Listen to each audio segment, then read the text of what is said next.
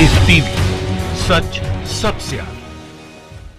दोस्तों स्वागत है आपका द लाइव टीवी में। मैं अब्बास हफीज हूं। तबलीगी जमात के सिलसिले में दायर याचिका पर सुप्रीम कोर्ट में तीखे सवालों का सामना करना पड़ा है मोदी सरकार को, प्रेस काउंसिल ऑफ इंडिया को। थर थरा गई है मोदी सरकार। मोदी सरकार के पास कोई जवाब नहीं है। जिस तरह के तीखे सवाल सुप्रीम कोर्ट में चीफ जस्टिस ऑफ इंडिया ने पूछे हैं और solicitor general of India, solicitor general जो हैं, उन्होंने सुप्रीम कोर्ट से 2 हफ्ते का समय लिया है जवाब देने के लिए। सुप्रीम कोर्ट ने सीधा सीधा पूछा है कि फर्जी खबरें जो तबलीगी जमात के खिलाफ चल रही थी उस पर क्या एक्शन लिया है मोदी सरकार ने, उस पर क्या एक्शन लिया है प्रेस काउंसिल ऑफ इंडिया ने। इस बात का कोई जवाब नहीं था सरकार के पास, इस बात का कोई जवाब नहीं था सॉलिसिटर जनरल के पास। सॉलिसिटर जनरल सरकारी जो वकील थे उन्होंने 2 हफ्ते का समय मांगा कि अभी हम कोई जवाब नहीं दे सकते, हमें 2 हफ्ते का समय दिया जाए, क्योंकि बात साफ है, सब जानते हैं कि ये फर्जी खबरें गोदी मीडिया ने फैलाई थी,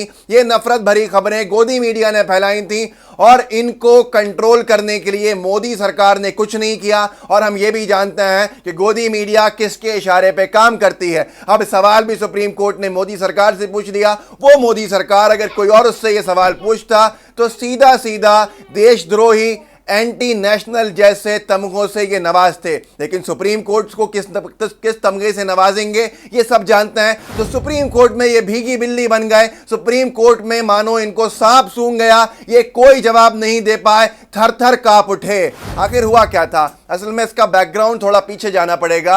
अप्रैल की शुरुआत में, अप्रैल महीना जब 2020 की शुरुआत हुई अप्रैल की, और कोरोना वायरस के नाम पर मुसलमानों को टारगेट करना शुरू करा गया, तो जमीयत उलमा हिंद ने तबलीगी मरकज के मामले और मुस्लिम्स को टारगेट करने के मामले में, कोरोना से संबंधित सांप्रदायिकता फैलाने के मामले में एक याचिका दायर की थी सुप्रीम कोर्ट में। सुप्रीम कोर्ट ने उस याचिका को थोड़े वक्त बाद सुनने के लिए नोटिस जारी किए थे।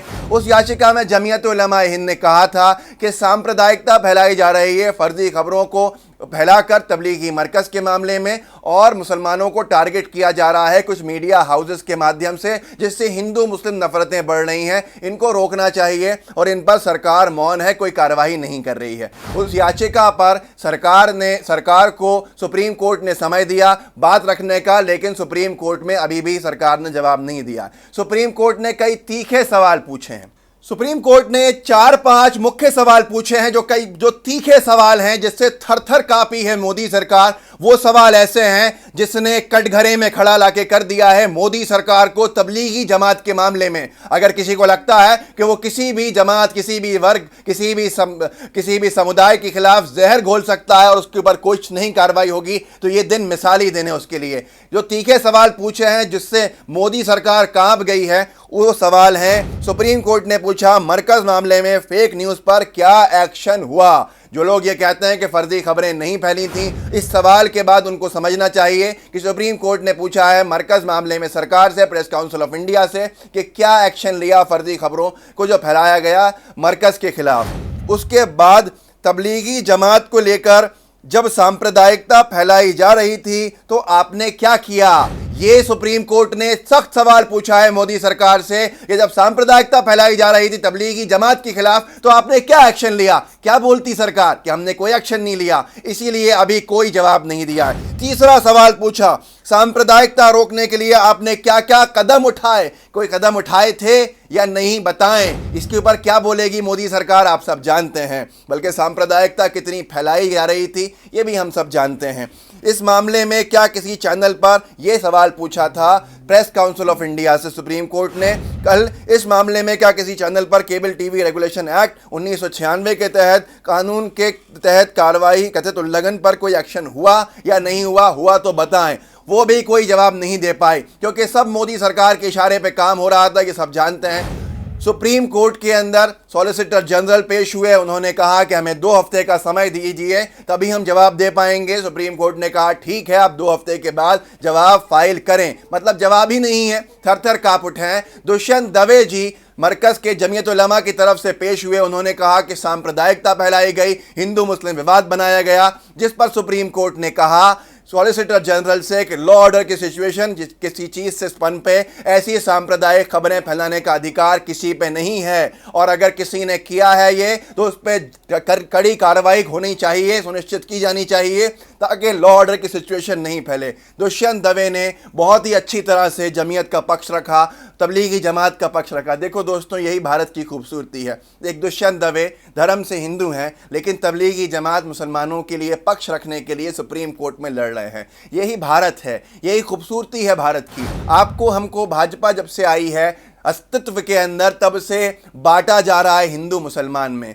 लेकिन हकीकत में हम सब भारतीय हैं, एक दूसरे के भाई हैं। हिंदू मुस्लिम सिख ईसाई आपस में हैं भाई। तो दुष्यंत दवे आपके लिए लड़ रहे हैं, वहीं पर सॉलिसिटर जनरल के पास कोई जवाब नहीं है। उनके पास कोई जवाब नहीं है, क्योंकि सरकार सब जानते हैं किस तरह से सरकार के मंत्रियों ने तबलीगी जमात को आधार बना के नफरतें फैलाने का काम किया था। पर अब हंटर चला है, और इस हंटर के बाद थर थर कांप उठी है मोदी सरकार। उसके पास कोई जवाब नहीं है। अनभक्तों से कहना चाहता हूं कि जिनको लगता है कि वो फर्जी खबरें फैलाकर लोगों में नफरतें फैला लेंगे, तो सुप्रीम कोर्ट का हंटर जिस दिन चलेगा तो वो भी नहीं बचेंगे। अगर फैलाई है डिलीट कर दो, आगे से मत फैलाना, नहीं तो जेल की सलाखों के पीछे होगे। रोटी कमाने वाला कोई घर के लिए नहीं बचेगा, बुरे हाल हो जाएंगे। गुजरात दंगों में जो लोग फंसे थे, उन्होंने कहा था विश्व हिंदू परिषद ने हमारे घर पे कोई खाना तक नहीं भेजा, पूछते तक नहीं है बाद में। ये भाजपा के लोग ऐसे हैं। नफरतें मत फैलाओ, भारत को बारूद के ढेर पे मत बिठाओ।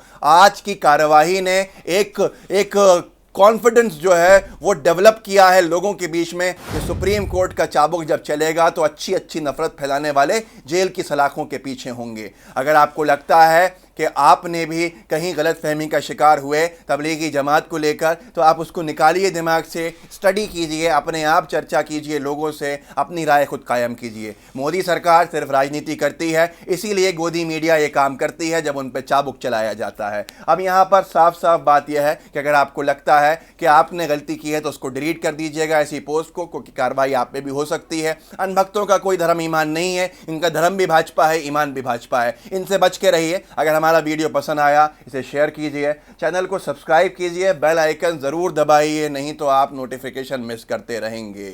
आप अगर बेल आइकन दबाएंगे तो नोटिफिकेशन नहीं छूटेगा। जुड़े रहिए। जय हिंद, जय भारत। लाइव टीवी, सच सबसे आगे।